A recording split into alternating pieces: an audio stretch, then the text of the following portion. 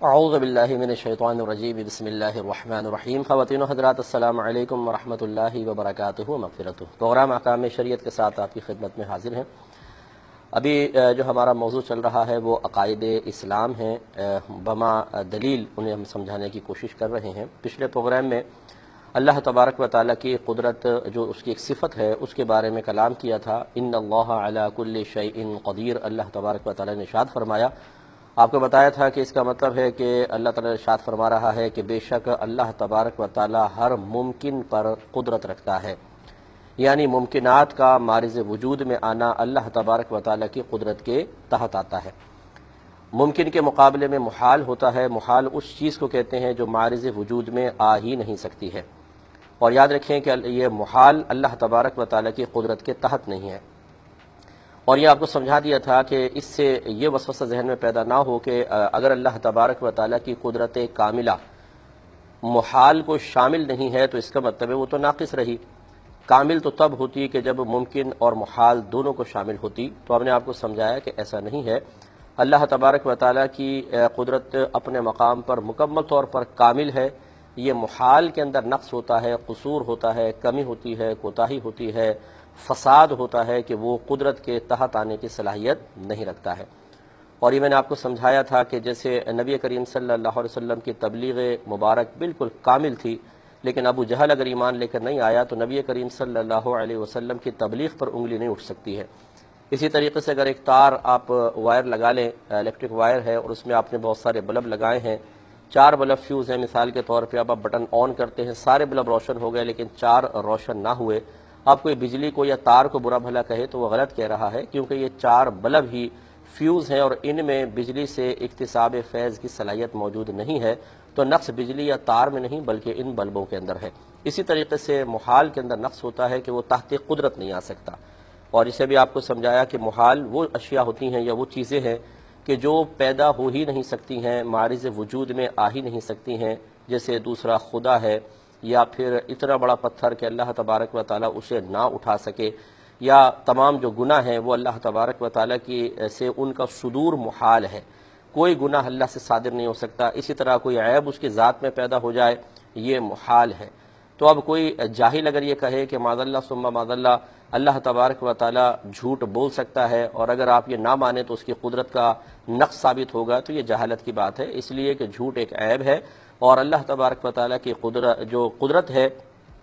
اس میں جو اللہ تعالیٰ کی ذات ہے اس میں اس قسم کی چیزیں عیوب و نقائص کا پیدا ہونا محال ہے، اور محال تحت قدرت آ ہی نہیں سکتا ہے۔ لہٰذا اللہ تعالیٰ کی قدرت اپنے مقام پر بالکل کامل ہے، یہ محالات میں نقص ہے کہ وہ تحت قدرت نہیں آ سکتے ہیں۔ ان چیزوں کو اچھی طریقے سے سمجھیں اور سمجھنے کے بعد کوشش کریں، اگر آپ ریکارڈ کر سکتے ہیں تو ریکارڈ کر کے بار بار سنیں، اور پھر ان پر بولنے پر قدرت حاصل کریں تاکہ آپ کسی اور کو بھی یہ بات آسان الفاظ میں سمجھا سکیں۔ آج ایک اور مسئلہ میں آپ کی خدمت میں عرض کرتا ہوں۔ پہلے ایک چیز سمجھ لیں، ایک لفظ ہوتا ہے فعل، یا ایک شے ہوتی ہے فعل، اور ایک ہے انفعال۔ فعل کا مطلب ہوتا ہے کہ ایک شے کا اثر دوسری شے تک پہنچنا، یا ایک شے کا اپنے اثر کو، کوئی بھی اثر ہو، وہ دوسرے تک پہنچا دینا، اس کو فعل کہتے ہیں۔ اور انفعال کا مطلب ہوتا ہے کہ کسی شے کا دوسرے کے اثر کو قبول کرنا۔ مثال کے طور پر آپ ایک چولہا جل رہا ہے، اس پہ آپ نے ایک ہانڈی رکھ دی، اس میں پانی ہے، تھوڑی دیر بعد پانی گرم ہو گیا،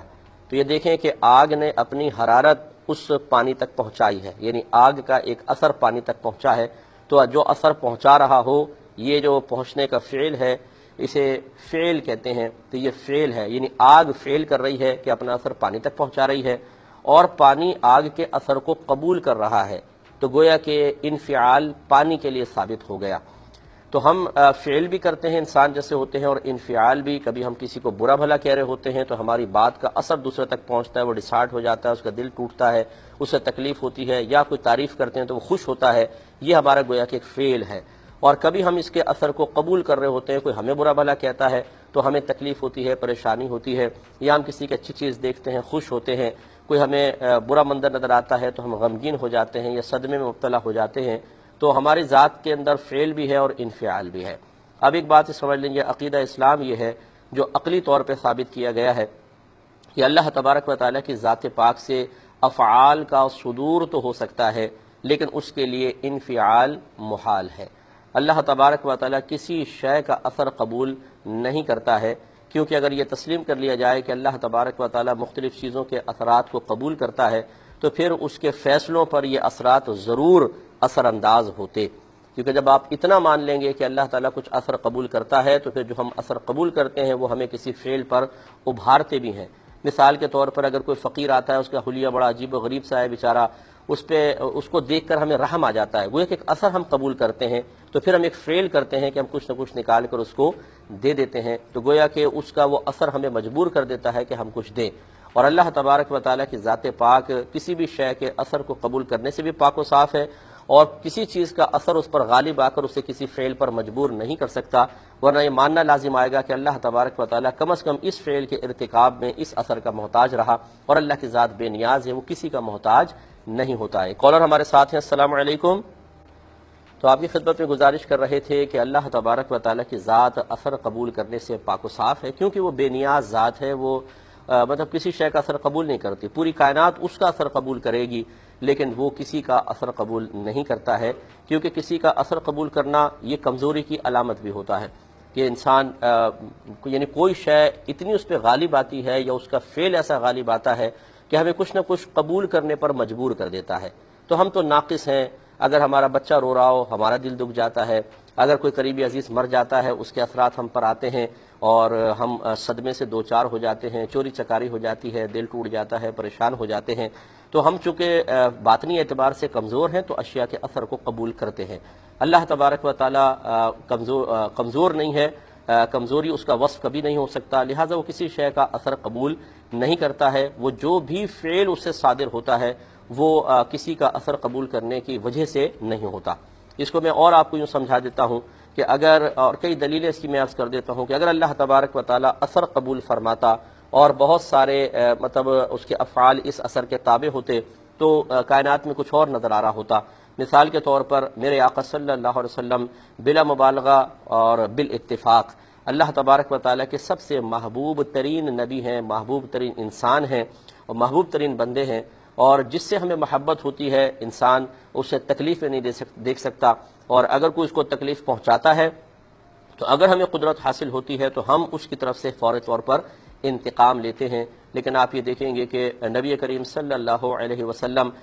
13 سال تک اپنی مکی زندگی میں اللہ تبارک و تعالیٰ کی طرف سے اور بظاہر وسیلہ کفار بنے، مسلسل آزمائش میں مبتلا رہے، جو یقیناً قیامت تک کے مسلمانوں کے لیے ایک اللہ تبارک و تعالیٰ نے ایک تعلیمی نظام گویا کہ قائم کر لیا تھا، ایک مثال اچھی قائم کر دی تھی تاکہ ہم پیارے آقا صلی اللہ علیہ وسلم کی حیات طیبہ کا مطالعہ کر کے حوصلہ حاصل کرتے رہیں، اور اس کو بنیاد بنا کر بہت سارے ایسے لوگ جو دین اسلام کی خدمت کا فریضہ سر انجام دے رہے ہیں وہ ہمت نہ ہارے، استقامت سے کام کرتے رہیں۔ لیکن آپ دیکھیے طائف میں تشریف لے جاتے ہیں، پتھر مارے جا رہے ہیں، اگر اللہ تبارک و تعالیٰ چاہتا تو فوری طور پہ آسمان سے کوئی عذاب نازل کرتا، سارے کے سارے ہلاک ہو جاتے، لیکن ایسا نہیں ہوا۔ تو اس کا مطلب یہ ہوا کہ اللہ تبارک و تعالیٰ اگر اثرات قبول کرتا تو اثرات کے تابع ہو کر بہت سارے معاملات اس طرح کے ہو جاتے۔ پھر آپ یہ دیکھیے کبھی مطلب کرکٹ کا میچ ہوتا ہے، ایک مثال دے رہا ہوں، ایک فائنل کے اندر آپ کا ملک بھی پہنچ گیا اور ایک اور ملک پہنچ گیا جس سے اکثر پاکستان کا بہت زیادہ مقابلہ سینسیٹیو سمجھا جاتا ہے اور بہت ہی زیادہ جذباتیت اس میں نظر آتی ہے۔ ایک طرف کچھ لوگ ہوتے ہیں کہ جو اپنے ملک کی فتح کے لیے کچھ وہ اعمال اور افعال اختیار کرتے ہیں جو بظاہر کفر و شرک پر مشتمل ہوتے ہیں، اور ایک طرف ہمارا ملک ہوتا ہے کہ وہ نمازیں پڑھ رہے ہیں اور بہت سے منتیں مان لیتے ہیں، دعائیں مانگ رہے ہیں، اپنی خطاؤں سے توبہ کر رہے ہیں اور فتح کی دعائیں مانگ رہے ہیں، لیکن نتیجہ کیا نکلتا ہے بسا اوقات کہ ہم ہارتے ہیں اور دوسرا جیتتا ہے۔ اس کا مطلب یہ ہوا کہ اگر اللہ تعالیٰ اس طرح اثرات قبول کرتا تو کبھی بھی ایسے معاملات نہ ہوتے۔ ایک کالر ہمارے ساتھ ہے، پہلے کال لیں گے، پہلے مختصر سا بریک لیں گے، پھر انشاءاللہ کال بھی لیں گے، حاضر ہوتے ہیں چھوٹے سے بریک کے بعد۔